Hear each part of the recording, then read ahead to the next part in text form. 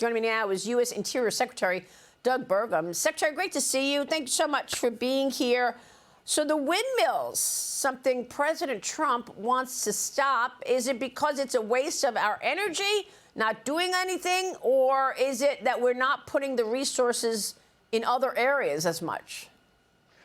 Well, Maria, as you know, we're in a battle right now for AI supremacy with China, and that's really a battle of who can generate the most electricity. The saying always was for most of my lifetime that knowledge was power, but now when you can take a kilowatt of electricity and turn it into intelligence, it actually flips it around the other way. Power is knowledge. And part of where the CapEx, you've had prior guests on talking about, the record amount of CapEx, $360 billion from the big five tech companies. None of that money is flowing towards the states that have got high electricity prices. So you're not going to see AI factories being built in places like New York or California under their current energy policies. And bringing it back to wind, I mean, it was some of these blue states that were shut down during COVID also are the blue states that have these energy policies which have been steering them towards unreliable, intermittent, expensive, and highly subsidized by the federal government sources of electricity. And of course, with the One Big Beautiful Bill, much of those subsidies are coming to an end. Now we've got more of a rational market. We're ending the preferential treatment for all these intermittent, expensive, unreliable, subsidized sources. And what we're going to see is perhaps a bifurcation that red states that have embraced common sense energy policies are going to be the recipient of all this foreign and direct investment and all this capital. Well, it's incredible what President Trump has been able to do here in terms of changing and pivoting the priorities of America. I mean, seeing him in that room this week with all of those European leaders, do you think that the Europeans are finally getting it, that they also need to wean themselves off of Russian oil the way that others have? And what's with India? The president had to put an outsized tariff on India because of its continued acquisition or buys of Russian oil, when in fact you've got, an incredible surplus in America. Well, yes, and President Trump has been brilliant in his execution of the combination of the statecraft and the trade policies because, he understood when he was running for office that you couldn't separate energy policy from prosperity at home, and you can't separate it from peace abroad. And selling energy to our friends and allies so they don't have to buy from our adversaries is effectively the summary of all of his strategy with the EU. I mean, with the EU committing with this great trade deal, $750 billion of purchases of U.S. energy over the next 3 years.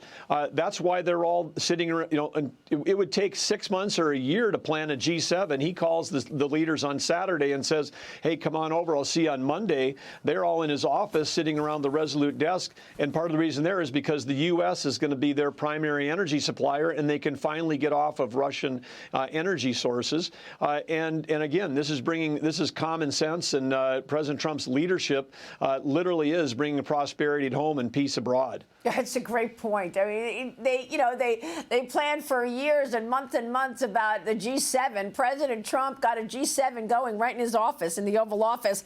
But look, it leads me to the question about China.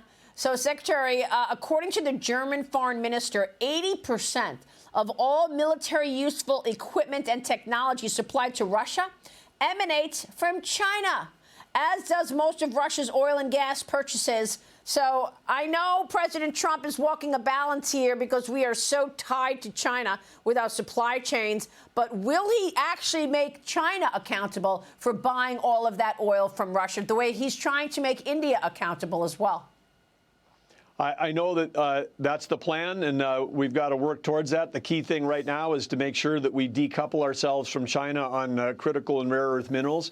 That's one point in these trade negotiations where they've got some cards, but the United States has got lots of other cards. And, of course, don't forget, without China's green lighting, there wouldn't be North Korean troops fighting in the Russia-Ukraine war as well. Yeah, President Trump wants to make sure that we, Russia and China have been natural enemies enemies over history. President Trump doesn't want to do what Joe Biden did, which is drive them even closer together. So I think, again, he's navigating that. And I think when when Russia-Ukraine war ends, which China doesn't want it to end, they want to have our focus and Europe's focus on that. But when President Trump brings that to an end, there's going to be more focus on the China relationship. China is the most energy-dependent importing country in the world. 11.5 million barrels of oil a day they import. And, of course, on the race with AI, they opened up 94 gigawatts of coal-powered electricity last year, 1 gigawatt's Denver. They added 94 Denvers of power. Under Joe Biden, we were shutting down our big, beautiful coal base load here in this country. Under President Trump, we're opening it up again. The Department of the Interior is set records leasing coal in Wyoming and Montana for the first time in decades. And, of course, we can produce baseload energy here cleaner, safer, smarter than anywhere in the world, not like China does it. So, Americans should be like, hey, great, we got an energy policy that's going to win the AI arms race. That's the existential threat that we're facing as a country right now. Now, Secretary, your department is also boosting domestic coal mining and production. You've approved a plan to unlock 14.5 million tons of coal at Wyoming's Antelope mine. Another would advance an expedited coal mining lease in Utah. You're accelerating expansion of more coal mines nationwide. Another massive pivot from what we were seeing under Biden. You've promised this is clean, reliable U.S. coal. Tell us about it. Well, not only can we produce it cleanly in the U.S., and it is incredibly reliable and low cost, it also is, as we've talked about with the rare earth and critical mineral battle with China, some of the highest percentages of these key rare earth minerals like gallium and germanium reside in these lignite coals that exist in Montana, Wyoming, North Dakota, Utah. So we have an opportunity as we get back in the refining game for rare earth minerals to combine our ability to have domestic supply and energy security for what we need for the magnets, for high tech and for defense and for the automotive industry, all of those places. That can come domestic supply, but we can bring that back only if we're in the mining business. We graduated 36,000 lawyers in this country last year, and only 300 graduates that graduated with metal or metallurgical mining degrees. We've got to get back in the mining business. This is a business where the U.S. Again can do it better, smarter, and safer than anywhere else in the world. And we can do it with barely touching like 0.001% of our federal lands. Mines are very small, high energy density on small amounts of acres. We can do it in our country and do it smart and safe and protect the environment. Yeah, I just love what the president is doing with regard to rare earth minerals and ensuring that America has independence and is protected and not reliant on China for this. But, Secretary, I want to talk about crime. Last month, you visited California's Alcatraz Island with Attorney General Pam Bondi. You assessed the notorious prison together after President Trump said he wanted it back open to house the most dangerous and violent criminals. The Interior, of course, oversees Alcatraz Island because it's a National Park Service site. The president has been cracking down on violent crime, including in the nation's capital. 465 arrests made so far, according to the DOJ. The Interior Department also playing a big role here. The U.S. Park Police now allowed to pursue any potential criminal who runs and tries to get away. Secretary, what's the plan here? Well, first of all, I want to say President Trump is keen on reopening Alcatraz, and Attorney General Bondi and I are working on that. Back here on the home front, President Trump's leadership in turning D.C. around, the changes that have occurred in just a week. I mean, carjackings down over 80%, robberies down over 40%, restaurant reservations up 30%. It's a dramatic change, but this is what happens, again, when you allow the law enforcement to actually enforce the law. The U.S. Park Police, part of the Department of the Interior, has responsibility for all the national park land across the metro area.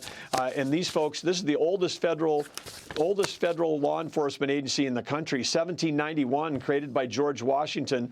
These folks are patriots, and they're out there. They literally had their hands tied behind their back under the Biden set of rules. Now, as you mentioned on the pursuit, I talked to one officer when we were beginning the surge last week.